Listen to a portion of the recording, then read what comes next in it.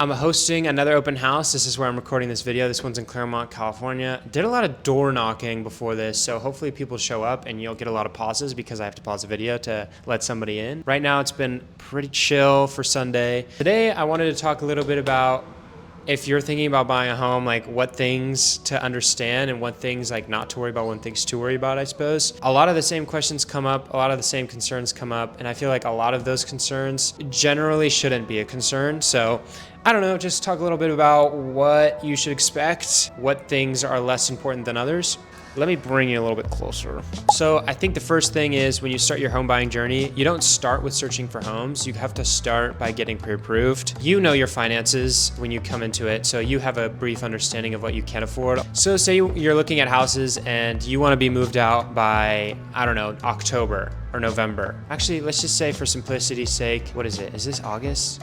Let's say we're in August, so we'll go November, so 3 months, because like your lease is expiring or whatever and you want to get out of your place. You need to be ready to put in offers when you're looking at houses. You don't want to be looking at houses and not be ready financially in the sense of like having a pre-approval, because one of the things obviously you need in an offer is a pre-approval letter from your lender. So I'd say number uno is get pre-approved first before looking. That really puts you in as a serious buyer, and it allows me as your agent to put you in a better situation to win, because if the house has several offers, it looks like it's gonna come off the market really soon and you found it and you love it and you got there first, but you're not pre-approved, you gotta take at least a day to get pre-approved, and I mean, at that point you might be screwed already. Depends on the market, depends on what house you're looking at, all that other stuff, but it's always good to be pre-approved first. Number two is you need to understand your finances before looking as well. Obviously, getting pre-approved helps with that because they basically tell you, hey, based on your income, this is what you can get for a house. If you're coming into the market looking at $1 million homes and you can only afford a $600,000 home and you're like, well, this isn't what I want, so I'm not looking anymore, it's a letdown. I've seen that sometimes too, where I get in with a lender with my client and they're looking at stuff for almost $2 million at times, and then they come back and the lender says you only approved for like 800,000. It's a real shot in the chest. So I hate it when that happens. So understanding your finances before you even start anything is important. Number three, and I think this is one of the more important ones, is understand what you're looking for and don't look at it as what I want more than what I need. When you start looking at homes, what you need is 1,000 times more important than what you want. So say, for example, you just started a family, you live in a 2-bed, 1-bath house, and you have 3 children now or whatever. That is something you need to consider. Does it make sense to get another 2-bed, 2-bath? Does it make sense to get a 3-bed, 2-bath when you have 3 kids now and they're gonna eventually grow up? I understand there's a lot of people that are like, I want a really nice island that's really big for entertainment, or I want a big master bedroom with a big walk-in closet. Those things are nice and those are things you definitely want, and I'm not gonna stop you from getting that, and I want you to have it, but the things that you need are 1,000 times more important when you look for a home, because at the end of the day, you're living there. You need to be able to use that space practically than to have something that's impractical but you really, really, really wanted it. Obviously, it depends on everybody's situation. If you're living on your own, then odds are it's easier to get what you want than what you need. Preferences, you know what I mean? Let's see, what's another interesting thing that I see all the time? Oh, God, I can't believe I forgot this. When you finally get into escrow, you get an offer accepted, whatever, and the inspector comes in and does his inspection and the report comes back and there's a ton of things on it. There's a misconception there where the buyer thinks that everything on that list, they all need to be fixed. In retrospect, the inspector, they do the most due diligence for you to make sure that you understand everything that's wrong with the home. Realistically, you don't fix everything on that list. Not everything on that list needs to be fixed.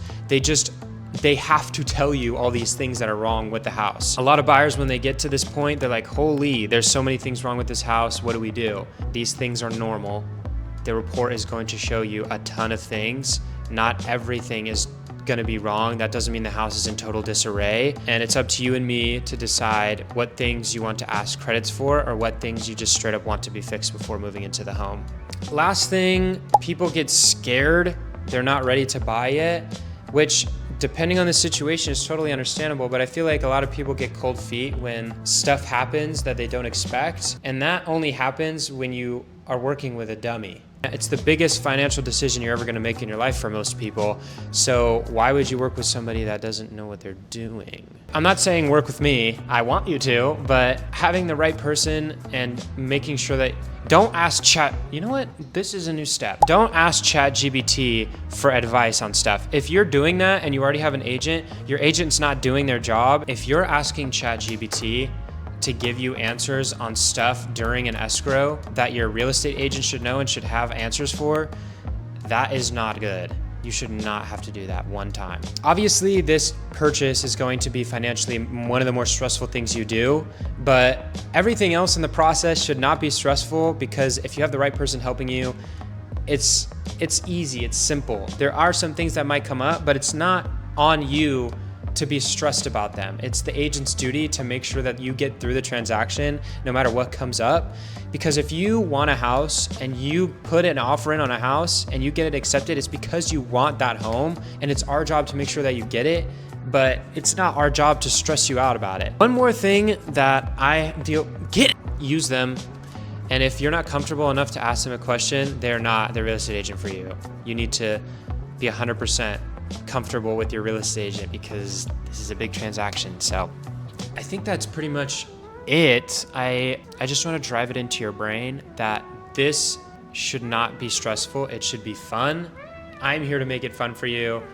And no matter what kind of person you are, I'm here to make sure that the keys to this home lay in your hands by the end of it.